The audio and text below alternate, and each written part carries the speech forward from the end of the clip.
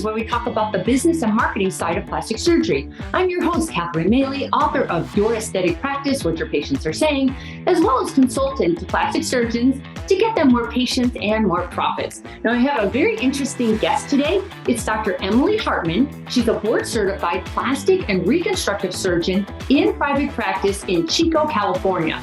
So I'm in Sausalito. She's probably 2 hours away from me. So she was born and raised there, which is probably how she found it, because I don't know where Chico is. And she's owner of Beauty Eternal Surgical Practice, as well as Beauty Eternal Medical Spa, and also the medical director of the Eternal Wellness Spa, offering holistic services to support the mind, body, and soul. Now, Dr. Hartmann is a graduate of Georgetown University School of Medicine. She did her residency at the University of Wisconsin-Madison and her aesthetic surgical fellowship at an ASAPS credentialed University of California Keck School of Medicine, and she practiced in Marina del Rey and Beverly Hills. So she has several publications under her belt, and somewhere along the way, she found time to get married and have 3 kids. Yikes! So Dr. Hartmann, welcome to Beauty in the Biz. Thank you so much. It's an honor to be here. Thanks so much for coming. So tell me this, quick journey. I like to hear the journey between fellowship and solo practice. Was it a jig-jag or did you go straight to it? I went straight to it. I knew I had my sights set on coming home because my kids were young and I just wanted to be closer to family. And I love the idea of serving my community once I realized I wanted to do more aesthetic surgery and breast reconstruction. So it just really, I beelined over here. So did you have to start from scratch? Did you buy a building? Did you rent a space? How'd that happen? So I found a partner, a guy in town who was in private practice, solo practice, and he was incredible in terms of letting me come in just 50-50, kind of hung a shingle with him as we expanded to new buildings and we opened an operating room, a quad ASF and Medicare approved operating room, as well as a med spa. So he was very open with me and was able to give me a platform to spring from very quickly once I was in practice. Is he a plastic surgeon? Yes. Yeah. So when you two came together, what was the agreement? Were you his associate? Were you partners? Were you completely two different? We were partners 50-50. Oh. And yeah, it was pretty incredible. So he had the worth of what he already owned. And so I just bought in 50-50 with what I brought with me. And then we built it from there. And was the goal to have him exit and you come in, or what was his motivation for adding another surgeon, especially somebody young without a following? What was the benefit to him? Well, probably his retirement plan, that I would slowly kind of buy him out and he would have an exit strategy. So he's a very kind-hearted person, just enjoys having camaraderie around him. And I think that was part of it too. We just kind of clicked. That's unusual. Right? Yeah. I mean, had you known about him or had he known about you? Like, did he also grow up in the community? And like, what were you bonding over? It's weird, right? Well, I think we bonded over plastic surgery mostly, and that I wanted to be in Chico. So I woke up in the middle of the night and thought, oh my gosh, I need to look at Chico as options. Maybe I want to work in Chico. So I started calling around there were 5 plastic surgeons in town. And he was just so open and kind. And we'd had some good conversations back and forth. And then it just went from there. He had a great business manager who then contacted me when I was in fellowship, and she came down, interviewed, because I was working with Grant Stevens at the time. And she toured the practice, and I just said, I want to do what Grant's doing. I want to build the dream and watch everything come to fruition. And so she did it. That's seriously amazing. because not everyone thinks like Grant Stevens. He's an anomaly for sure. So you were hanging with these big thinkers, like he's such a big thinker. And then you're coming back to Chico, and I'm sure that the plastic surgeon you were going to join, did he know you had big dreams? I shared them with him, Okay. and he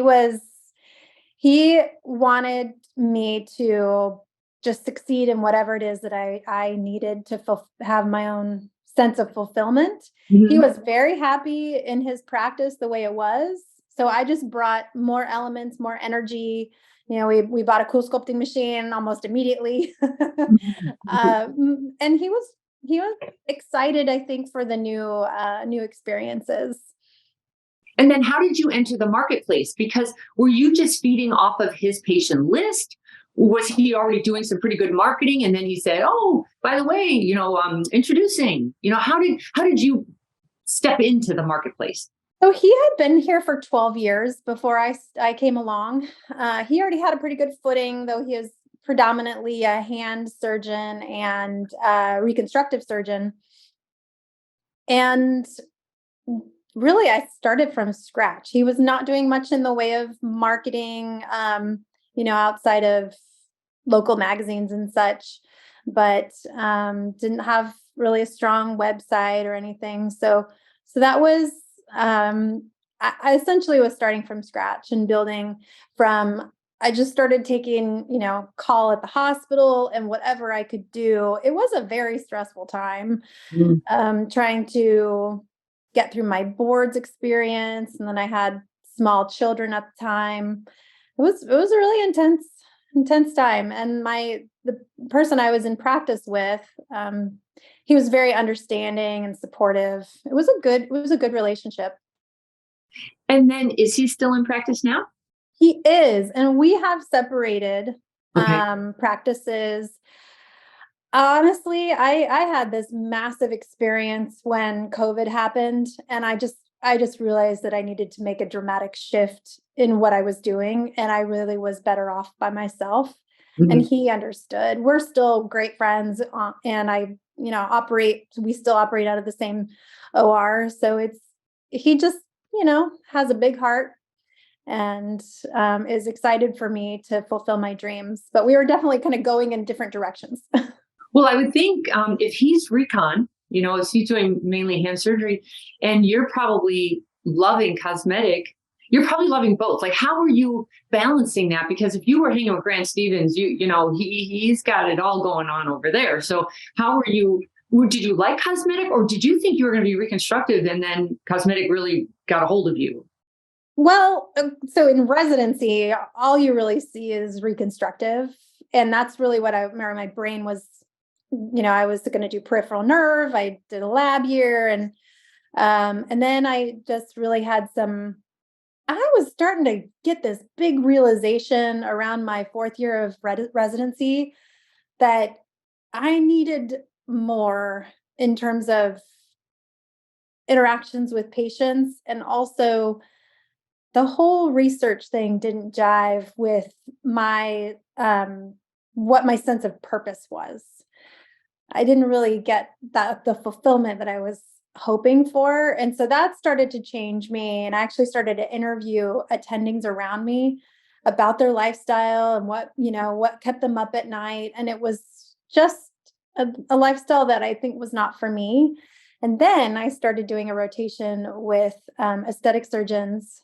And I started to see some really neat stuff going on. And they just seem to have the private practice world seemed to have so many opportunities for me to think outside of the box that it really just pulled me in.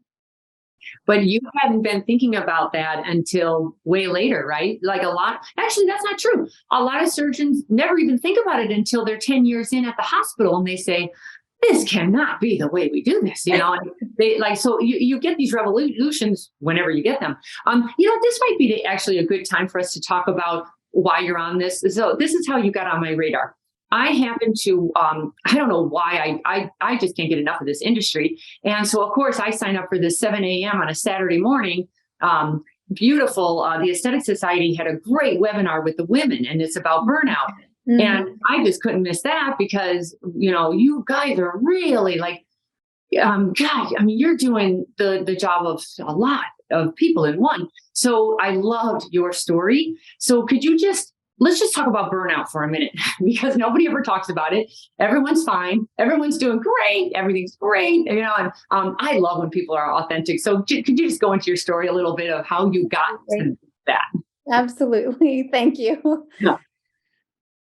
So this whole process has been constant episode of rediscovering myself. And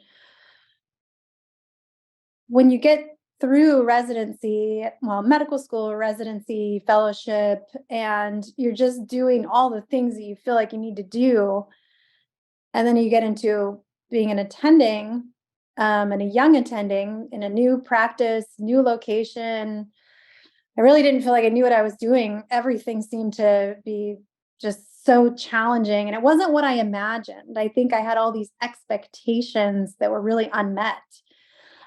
It was hard for my spouse as well because he was thinking that everything was going to be easier after training, and then we buckle down, then everything's going to open up, and the lights will be brighter, and money will fall out of the ceiling, and just none of it came true. So there was a lot of pressure on me to make things work, and I was doing it. I was in survival mode. I was, showing up for my kids and showing up for my patients and showing up for my family. And I just over time shut up for myself less and less. And then I realized that I was starting to have some health issues and really some mental issues. I mean, I had started, I developed an anxiety disorder in medical school. So that was something I was already grappling with and had kind of managed. But then I mean, an anxiety disorder, like what does that look like? it manifested as panic attacks when I was studying for my shelf exams in medical school. And I had to see a psychiatrist. I had terrible insomnia, and I needed heavy medication. So that opened the door for the route of panic attacks and anxiety to be more sort of, it creeps up every now and then. And so I had developed methods of coping, but they weren't exactly healthy. So then COVID struck, and I had all this time to sit and think to myself, as many people have. And I started to meditate. I started to read books that seemed to like kind of come to me divinely. And one of the main books I read that really had an impact on me was Mind Over Medicine by Lissa Rankin. She's a very prolific author. I'm not sure if you've heard of her. I'm going to mention her in the notes then. Mind Over Medicine. Mind Over Medicine. She is just fabulous. She actually lives in Marin near you. Oh, yeah. Let's get her on the podcast. Oh, she's amazing.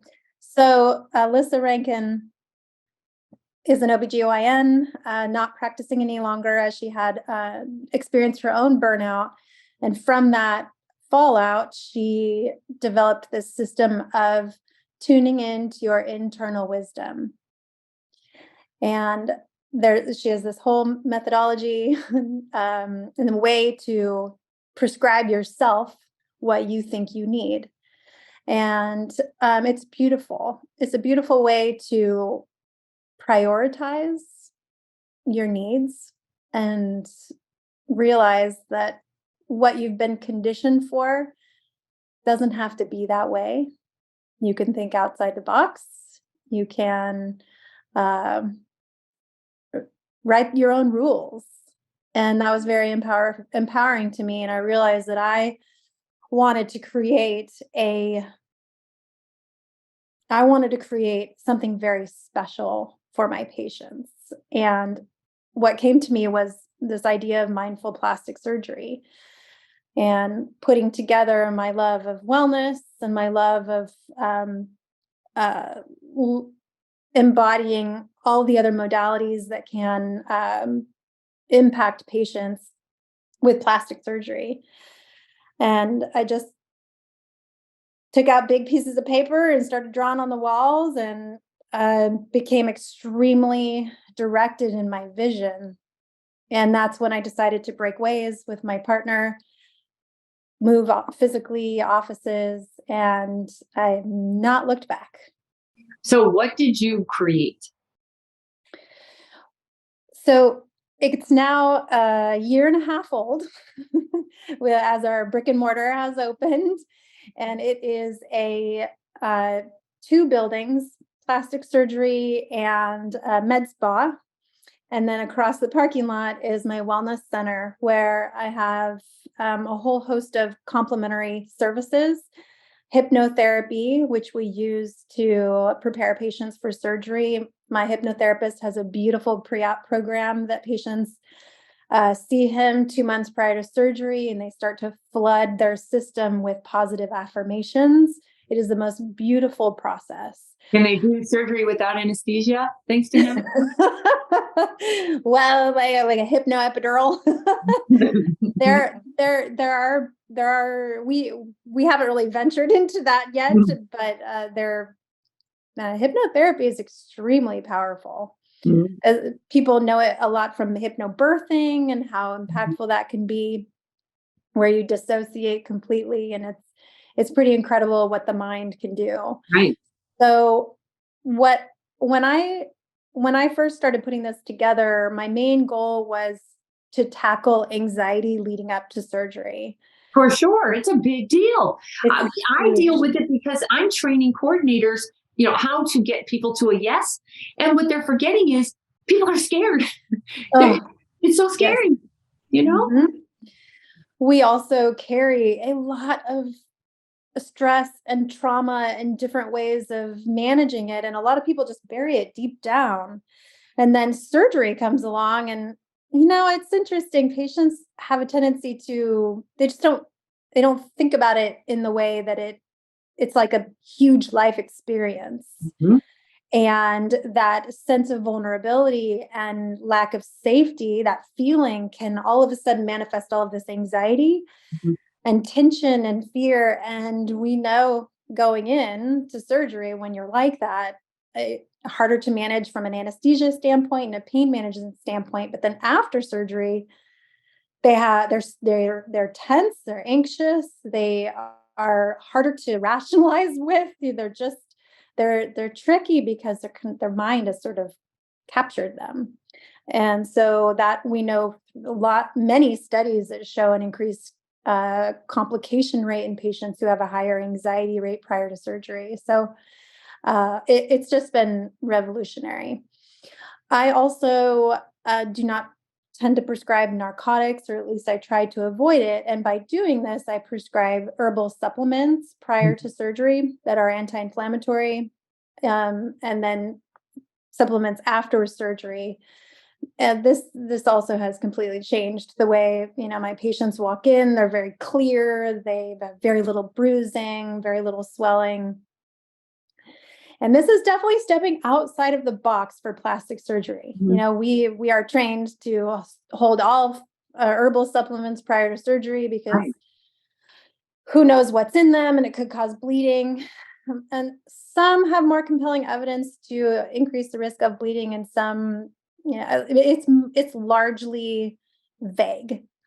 So, in searching for, well, in my county, the issue with opioid abuse is just through the roof. Mhm. So I have to be extremely careful. I feel as though, being a good warden to my community, I just don't prescribe them on the front end. And I always tell people I will give them if you need it. You get my cell phone number, and if you need it, I'll prescribe them. But I don't dole them out without real care and consideration. Mhm. In addition to that, we have Reiki, which is energy healing. Reiki is a very beautiful experience that is hard to explain until you have the experience yourself, but essentially, someone who is trained with Reiki uses their hands on your body in certain areas, and they just spend time shifting your energy, trapped energy, stuck energy, childhood energy, traumas, and realign you. I'll just give you my Reiki story. I Okay. um, I'm like Irish Catholic from Chicago. Like we don't believe any of this hoo-ha stuff. But because I've lived in Northern California so long, I'm a firm believer now. However, I'm in graduate school. We had to do this weekend getaway, and I have always jogged forever. And I have a pulled hamstring, and I've had it forever. The girl from India, of course, knows Reiki and says, I can take care of that for you. And she doesn't touch me. She just does some weird thing, gone forever. That Wow. crazy. Wow. Yeah. Yes. I'm a true believer. Wow, that is a wonderful story. I hear so much of that just in, until you feel it and experience Mhm. it yourself, it's kind of hard to convince people. Yep. It is life-changing. It is. So we have Reiki, we have my nurse practitioner who's in charge of all the wellness programs. She actually spends 3 sessions with my surgical patients, getting them ready for surgery. So it's amazing. She talks to them about things that we don't have time to talk about, things that are important to the surgical experience, like getting your environment ready, reducing inflammation, reducing stress, and breath work and breathing techniques. She's just incredible. So that is my goal in terms of optimizing patients for surgery. And we also offer, massage, lymphatic massage, and facials, and function similar to a day spa. Holy cow. All right. Yeah. So the way the office is set up, you have one building with the plastic surgery and the med spa, the Mhm. non-surgical. The surgery is done in another building that you two are sharing, the other surgeon are sharing. How Yeah. far is that from your office, your new office? It's about a 5 to 10 minute drive. Oh, nice. And then across the parking lot is the holistic center, Yes. right? So, Mhm. all right, those are a lot of moving parts there. So, how many staff is involved in all of this? Like and how many are revenue generators? You know, We have about 20 staff. Two of those are nurse injectors who function in my med spa. They do the lasers and injectables, and they're very gifted human beings. So those are my co-providers. hmm Um, and so yeah, we have about 20. Well, you jump right in. You've invested in the lasers. You've got your buildings. You have your OR. Holy cow! How's it going? Well, I appreciate you saying that because it feels like we always need to be doing more, but No, no, you no. But I've come to a point where I want to, now that I've realized the dream, I don't. just want to spend time making it better. And I feel like we keep having people call. We don't have a microneedling RF device yet. We don't have this and we don't have that.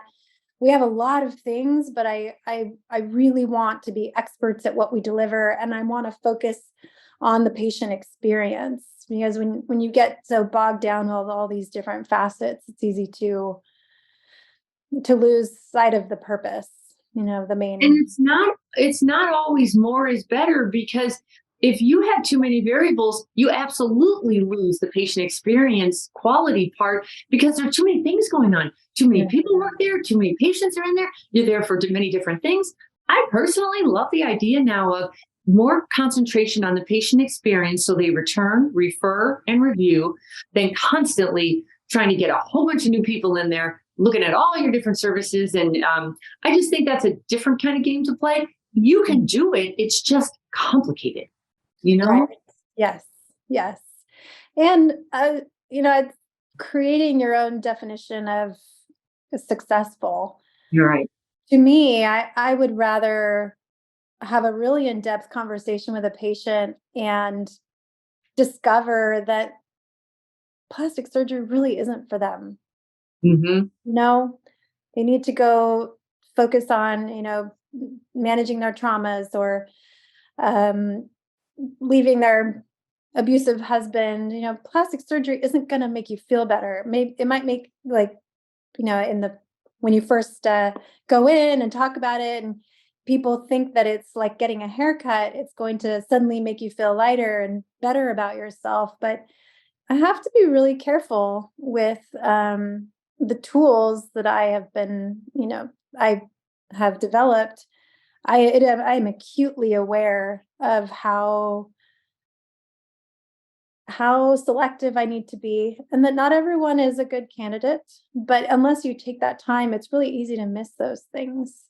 So for me, I would just much rather let those patients go Hmm. and pull in and focus on the ones that um, I feel like are really need the investment. At every medical conference I've gone to, there's always that topic of, um, I wish I had followed my intuition. I wish I knew this was going to be a problem, but I thought I could handle it. There's always the unhappy patient story there. Do you have any tools you're using to get you to identify those red flags before you get in too deep? Well, the my number one method is I schedule enough time with my consults that I really can talk with them about what brought them in. And I uh, I always ask the difficult stuff, that's and I don't let spouses in because I just want to just focus on the patient. And Mm. so I dig deep into understanding what brought them in. And that takes time because you have to kind of first establish trust. And so I think that's the best way I've found to find those red flag patients. Other ways are, of course, just paying attention to how they interact with your staff, and that can be a real tell. But it's tricky. It's tricky. What are the tough questions you would ask them that would help you indicate something might be off? Well, I always want to know, um, what do they think they're going to accomplish with plastic surgery? And I'll tell you, it's the people who don't have solid, firm answers that raise my red flag. Good point. People who come in and they can't really explain what they need. They just say, I just want you to look at me and tell you what I need. Tell me what I need. And I'm like, oh yeah. Um, uh, versus the, mother of 3, 42 comes in and is like, take off this extra skin. And I say, yes. um, Mhm. so it's the nondescript, kind of sad and or overly energetic, but have 100 things that they want to do. They're just not quite as focused. And those patients um, are, I have to really give pause. Okay. That's interesting. You say you don't have the husband come in. I actually want the husband to come in, number one, because don't they always say at the end, every woman blames it on her husband. I have to talk to my husband about this. I can't give you an answer. I have to talk to my husband. And I'm like, what is with this husband thing? I'll bet the husband bought her boat without telling you or asking you. So whatever. But I say, okay, then let's bring the husband in because he can also be a red flag. If he's the one doing all the talking and she's just sitting back, I think that is really helpful to know because you start asking, well, why do you want to do this? And he answers for her.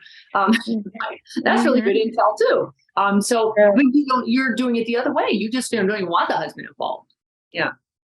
Yeah, and it depends on the situation. But when I first meet someone, I like it to just be us.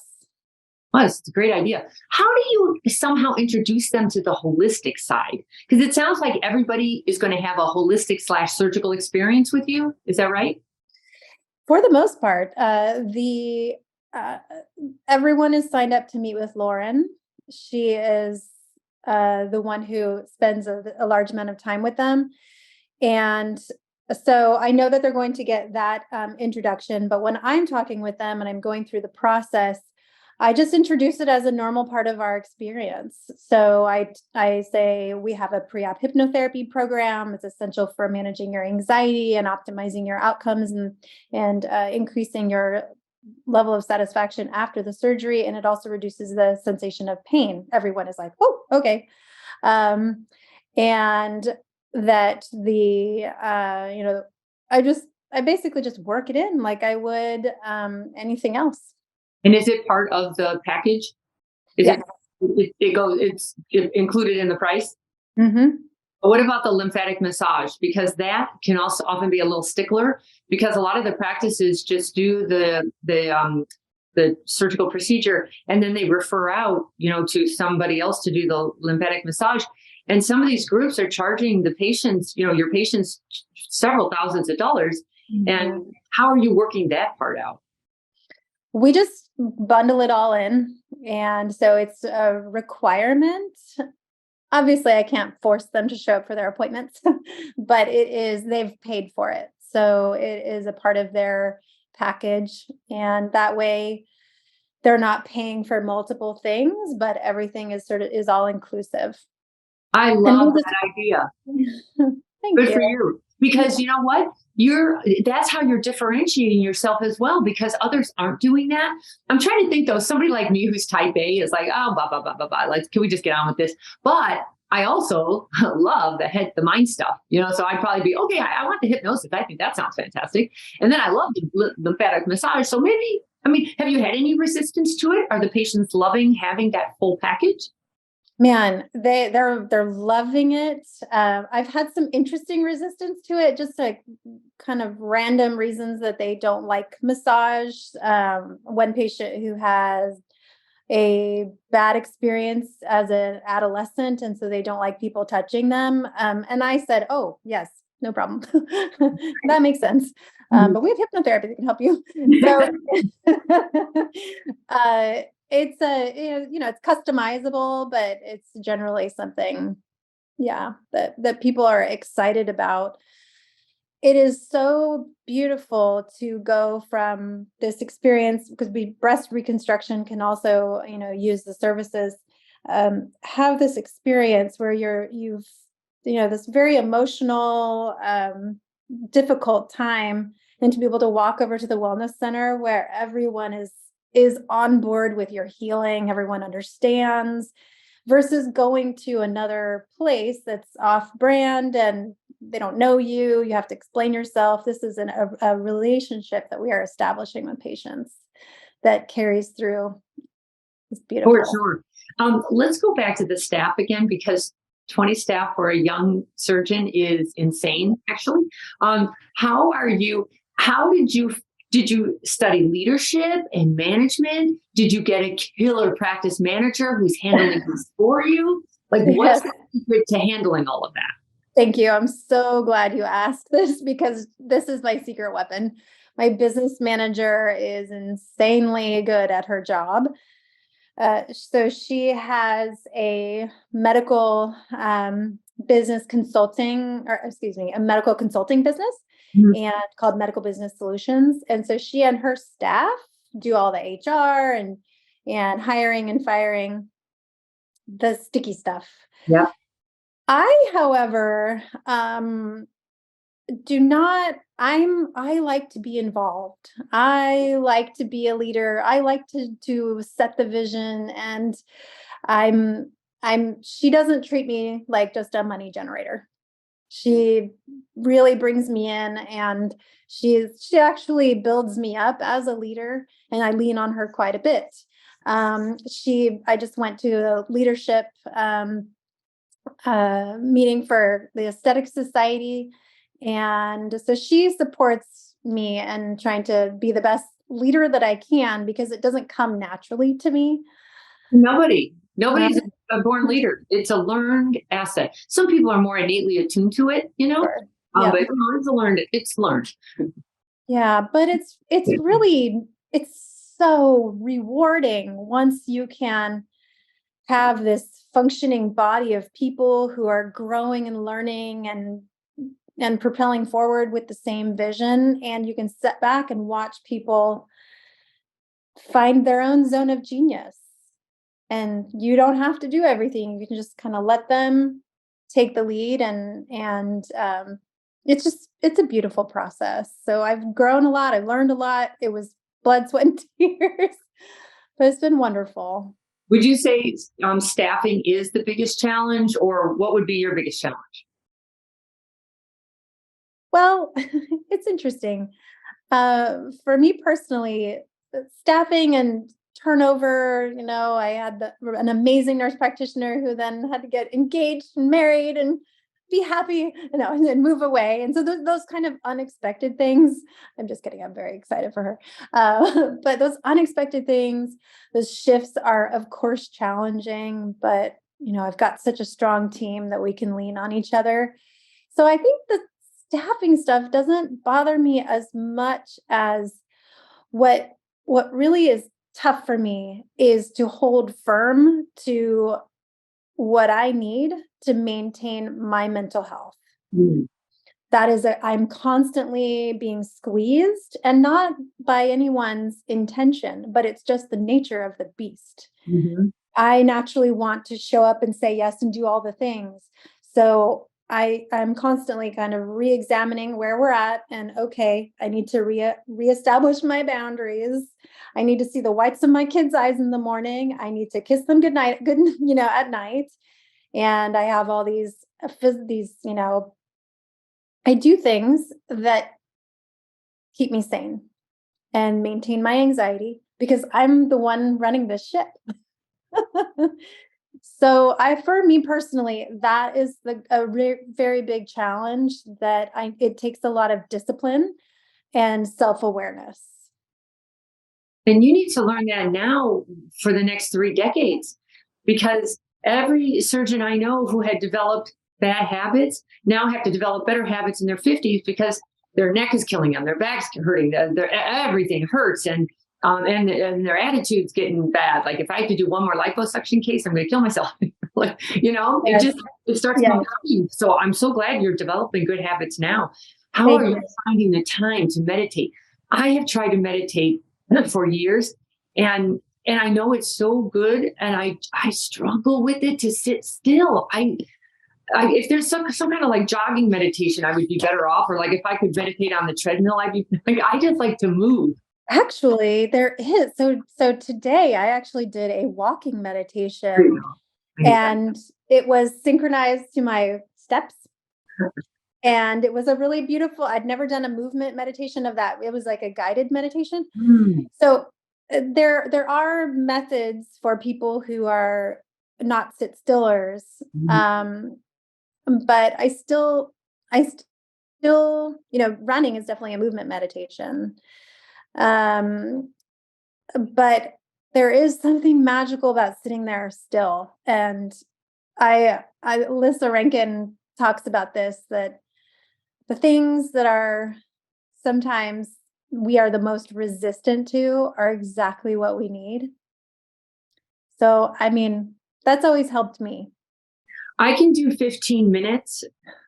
I used to be able, yeah, I was doing 4, and now I'm up to 15, and I can do that fairly comfortably. On the weekends, I can go like 30, but after that, I'm getting itchy.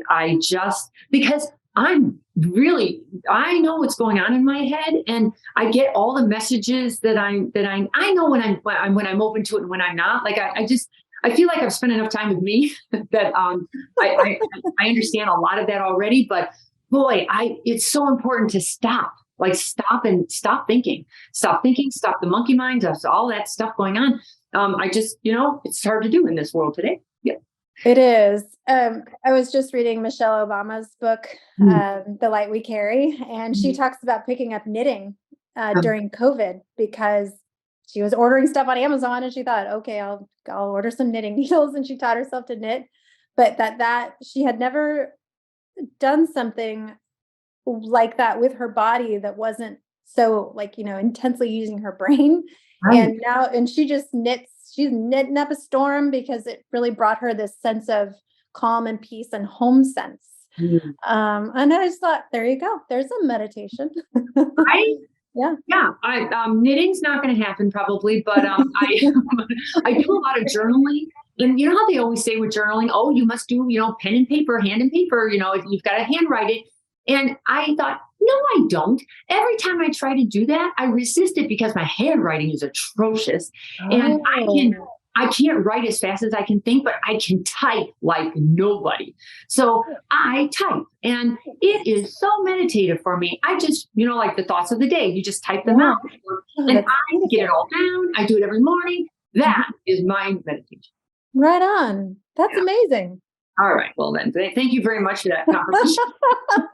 Because as you get older too, you say, who says you have to do that? Like I question a lot more than I used to. I used to just be like a good soldier, and I know you were too. And you're probably your worst critic, and you push yourself more than anybody else pushes you. Have you gotten a handle on that? And you're feeling like you have a better control over your life? Most definitely. Most definitely. And I have the freedom to push back and to create those boundaries that I've never had before. This is a really, really incredible time for me. And that's not to say that those like, so it's interesting. If you start reading about mm, masculine and feminine and things of that nature, plastic surgery was built on the masculine, medicine was built on the masculine, and there are certain ways that we learn that are very masculine. And so I once I realized this, and I started to um I stopped wearing a white coat. I just started to like kind of slowly break down some of those just automatic reflexes, and decide what was best for me. It was a real game changer. It was a real game changer. So we're very stuck in our routine. Oh, what's interesting, I know what I was going to say, is this idea of a morning routine, and of these check boxes, and if you don't do this, everything isn't going to be just perfect that day. It's a very masculine way to approach your day. And so I love that you said this, because there was a time when I was very checkboxy and, oh, I'm going to have a morning routine and a meditate. It doesn't work that way. We are cyclical beings, and every day is different. Every week is different. Every month is different, and phases of the moon are different. It is a really, it's a very freeing sense to have that realization and say, oh, okay, that's why it feels so impossible sometimes, because I don't need to do that right now. Well, I love podcasts. I'm sure you do too. And I am constantly listening to the men, like these internet marketers who just crush it every day. And I think I have become a man. I just, I have got to chill. And they take cold showers. Okay, I take cold showers. And it's just so habitual, all of this. And then I think I'm kind of lost if I don't do it. And that's even worse, because then I think, really, I mean, seriously, Catherine, you're not conquering the world here. I'm just conquering my corner of the world. But anyway, back to I you. think you're amazing. Thank you. So I'm loving your business idea. You've got these 3 entities. You've got 20 staff. You've got a great group managing it for you, which absolutely you should be the leader and the visionary, and somebody else should be in the weeds. You cannot do what you're doing and do the nicky knack, all that. Okay. It's just not healthy. Yeah. So tell me about the revenues though, because this is a big boat to float. So how are you keeping that steady stream of patients to cover the overhead? And are you losing any sleep over that? Is one group making more than the other group? Or do you find that if things slow down in surgery, it seems like the med spa will pick it up, or the holistical, like Yeah. any of that going on? It does seem like this really interesting yin and yang happens when one is down. Things just seem to compensate. And I think that's the beauty of having a diverse practice, that it will. Now, the wellness center is the youngest of the situation that we have going on. And that is definitely still, we're just so fresh and new, and the revenue stream is not as robust as it could be, but it's getting better and better every day. Good. Good. So that one is sorry, it's getting so dark where I am. Right. That one is we're just, I hate to say low expectations, but it's just really starting to take off, and they're doing such a beautiful job. But word of mouth in my area is so important. So we're just chugging up the mountain, Yeah. year and a half in. Wow. But it's neat how they bet. Yeah. How important is social media to you to grow that practice, or what marketing channels are you using to make sure everyone knows you're there?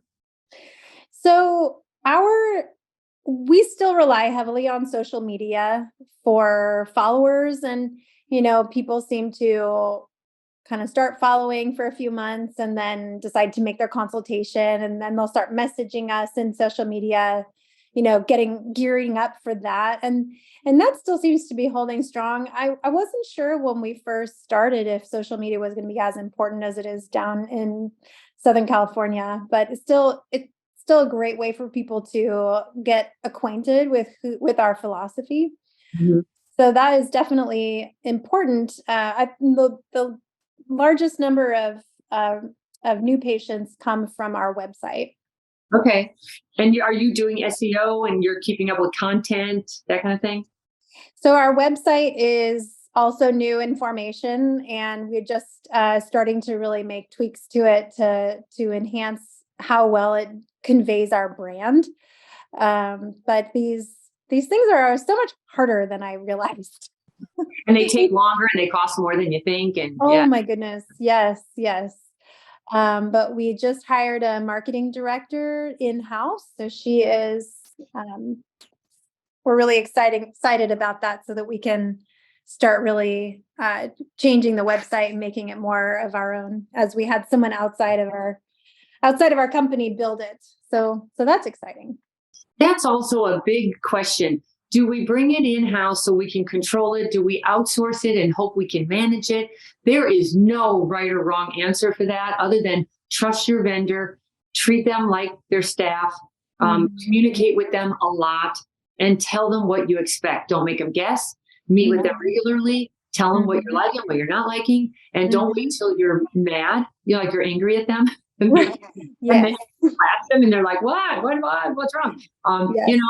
I should probably do a podcast just on outsourcing, because frankly, that's really a good way. Business model is, if you don't have to do it in-house and you don't have to manage people, and it's just getting rid of some of this stuff so you can focus on the patient experience rather than the external marketing experience. It's the way to go and then there are the 5 ifs to go with it, Exactly. Yeah. Yeah, exactly. I found the experience of with the web designer. I found the person that we used was very good. It was hard to communicate with them because they had so many other accounts that I felt very impersonal. So that's the only thing I would say to it. Otherwise, I was happy to have someone outside just putting it all together with their expertise. But then, the finished product, I felt, really didn't convey our message. But I think that was probably a result of me still not owning that message yet, because it was a couple of years ago when we started building that website. So it's been an interesting evolution, but I feel as though all things settle out in time. Everything feels like it's not happening quick enough, but in reality, 10 years down the road, I'm going to look back on this time and chuckle a little bit about the experiences. But I'm enjoying watching things happen in real time, and they always turn out better and different than I could have ever hoped for. I love your tagline. Can you tell us what it is? If it's important to you, it's important. I love that. It came off very genuine. When I opened up your website, it's like, if it's important to you, it's important. And I thought, oh, she hears me. Yeah. Thank you. That's just something I always say to patients who are concerned that they're not making a good decision, or they feel bad about, financial burden on their family and whatnot. And I just always bring it back to if it's important to them, that's all that matters. It's so simple. So far you're like a year and a half in or a couple of years in. What would be your advice to anybody else that's still new, coming out? What would you do? Would you do this again in this big way? Well, hindsight's always 2020, so it's so challenging, but I would I wish that I had learned to listen to my inner voice sooner. And I wish that I had been more observant of uh, the lifestyles of other plastic surgeons, and really, rather than trying to copy them, learning why they do what they do, but then listening to myself and digesting it and figuring out what works best for me. I didn't learn that early enough, but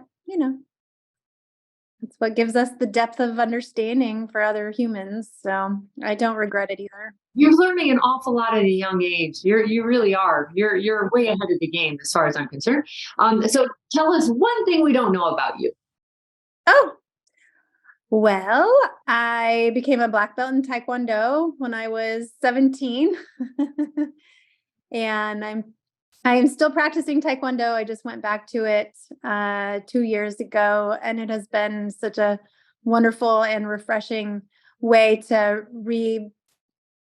find my power again and power through my body, and also how to be silly and make a fool of myself. Good for you. Yeah. Yeah, with people who just encourage me and want the best for me. So it was great. So if you and your husband are walking down a dark alley and somebody approaches you, does your husband step back and let you handle it, or what? Yes, we do talk about that. Yeah.